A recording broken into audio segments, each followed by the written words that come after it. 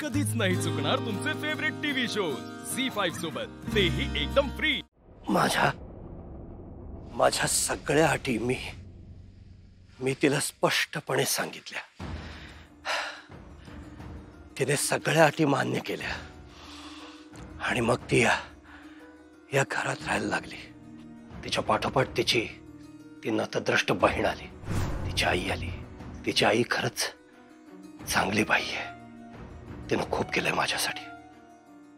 मी माझी बायको गेल्याच्या दुःखात आणि कामात बुडालो होतो। त्या भुवनेश्वरीने अधिपतीला खरंच खूप जीव लावला, खूप माया करायची त्याच्यावर, प्रेम करायची, त्याची काळजी घ्यायची। मला दिसत होतं, सगळं कळत होतं आणि अधिपतीलाही तिचा लढा लागला होता। अधिपती खुश आहे हे बघून मला बरं वाटत होतं। एक गोष्ट कबूल करायला लागेल की भुवनेश्वरी पहिल्यांदा घरात आली तेव्हा तिनं या घरासाठी, माझ्यासाठी, अधिपतीसाठी खूप केलं। या घराला तिनं आपलं मानलं, माझ्या पोरक्या मुलाला आपलं मानलं, त्याला आईची माया दिली। मी हळूहळू निश्चिंत होत गेलो ग। माझ्या मनावरचं ओझं हलकं होत गेलं। भुवनेश्वरीनं माझं एक फार मोठं काम केलं होतं, अधिपतीला त्याच्या आईचा विसर पाडणं। मला तर बरं वाटत होतं, आता त्याला मला हँडल करावं लागत नव्हतं। अधिपतीला भुवनेश्वरीच्या हाती सोपवून मी स्वतःला पूर्णपणे कामात गुंतवून घेतलं। चारूच्या मृत्यूशी डील करण्याचा माझा तो एक मार्ग होता आणि खरंच भुवनेश्वरीनं अधिपतीला खूप छान सांभाळलं आणि त्यामुळं अधिपतीची सगळी जबाबदारी मी भुवनेश्वरीवरती सोपवली। गाफील राहिलो आणि ही माझ्या आयुष्यातली सगळ्यात मोठी चूक ठरली। याची फार मोठी किंमत चुकवावी लागली आहे मला। म्हणजे मी भुवनेश्वरीशी चांगलं वागायचो, मोजकं बोलायचो, कामापुरतं असायचो, पण आता हळूहळू तिची अपेक्षा वाढायला लागली। तिला माझ्या आयुष्यातलं बायकोचं स्थान हवं होतं, जे मी तिला कधीच देणार नव्हतो। आजवर तुमच्या वडिलांनी कधी आम्हाला बायकोचं स्थान दिलं नाही, कवा आमच्याशी नीट बोलले नाही, फक्त हल्ले केले आमच्यावर। आम्ही हे सगळं सहन केलं, जिवंत राहिलो, ते फक्त तुमच्या मायेपोटी। अधिपती, तुम्ही जर आमच्यापासून दूर गेलात नव तर आमच्या जगण्याला काही अर्थच उरणार नाही। असं का बोलायला आज तुम्ही? का कुणास ठाऊक अधिपती, आम्हाला सारखं असं वाटतंय की कवा तरी तुमचे वडील घडा घडा बोलायला लागतील, मग ते कोर्टात जातील, आमच्यावर केस टाकतील आणि आम्हाला हात धरून या घराबाहेर काढतील। असं बरं करतील ते? तुमच्या आणि त्यांच्यामध्ये मी आहे की तो बाबा? या घरात रुळली होती आता। घरात वडीलधारं कोणी नव्हतं तिला जाब विचारणारा। हळूहळू घराचा सगळा कारभार ह्या भुवनेश्वरीकडे गेला आणि मलाही त्यात काही वावगं वाटलं नाही। ती माझ्यासाठी पैसे घेऊन काम करते या भ्रमात मी होतो। म्हणजे जसा पंढरी काम करतोय तसे घरातले बाकीचे नोकर काम करत होते, तशीच भुवनेश्वरी सुद्धा माझ्यासाठी काम करत होती, पण तिच्यासाठी ते तसं राहिलं नव्हतं। अधिपती तिच्या पूर्णपणे अधीन झालेला होता, त्यामुळे दिवसेंदिवस तिच्या अपेक्षा वाढायला लागल्या होत्या। स्वतःला खरी खरी अधिपतीची आई मानायला लागली होती। आता तिला ह्या घरामध्ये मानाचं स्थान हवं होतं। तिला मोलकरीण नाही, तिला मालकीण व्हायचं होतं। तिला तर कायद्यानं त्याच्या आईचं स्थान हवं होतं।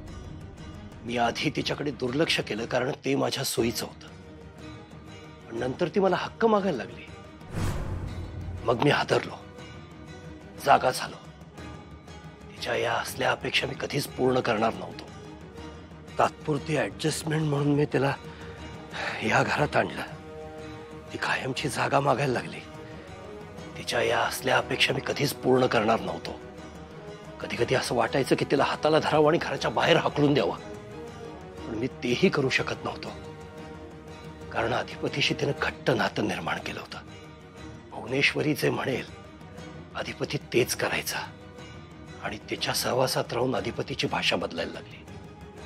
तो तिच्यासारखा वागायला लागला. तिच्या विचारांचा प्रभाव त्याच्यावर पडायला लागला.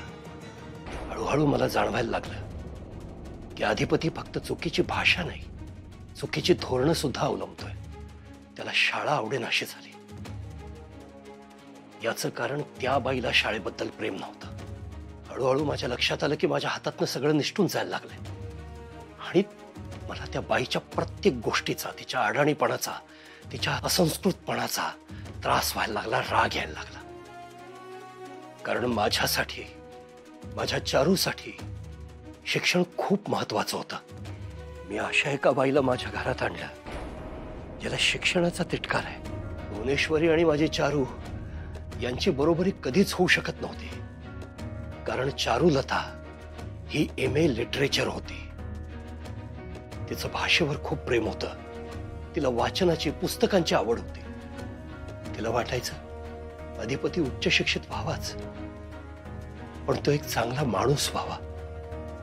त्याच्या अगदी लहानपणापासून त्याची भाषा, त्याचे उच्चार चांगले असावेत यासाठी प्रयत्न करायची ती. बोल बाळा.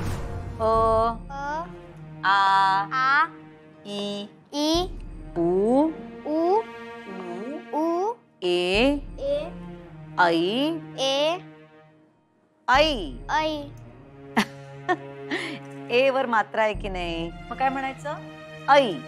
आई शाबास. हे बघ, उच्चार कसे असायला हवेत? स्पष्ट, शुद्ध. चला आता करूया. ए आई आई ओ. ओ चारूला कलेची, साहित्याची कदर होती, आवड होती. आमचं हे घर पुस्तकांनी भरून गेलं होतं. सारखी पुस्तकात रमायची चारू, पुस्तकांबद्दल बोलायची. आणि ही भुवनेश्वरी त्याच्या बरोबर उलट. तिला शिक्षण, पुस्तक याबद्दल काहीही नव्हतं. असलीच तर घृणा होती. भुवनेश्वरीला मी जसा जसा नाकारत गेलो तशी तशी ती चिडत गेली, इरेला पेटली. माझ्यावरचा राग तिनं खूप वाईट पद्धतीनं काढला. एके दिवशी मी घरात नसताना चारूची सगळी पुस्तकं तिनं गोळा केली आणि त्यांची होळी केली तिनं. त्यांनी पुस्तकं जाळली.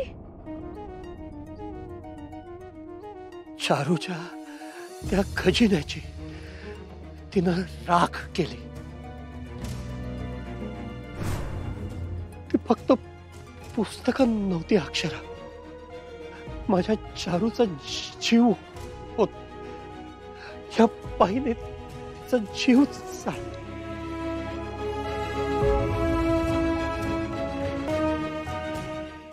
झी5 ॲप डाउनलोड करा आणि पहा सर्व एपिसोड्स एकदम फ्री.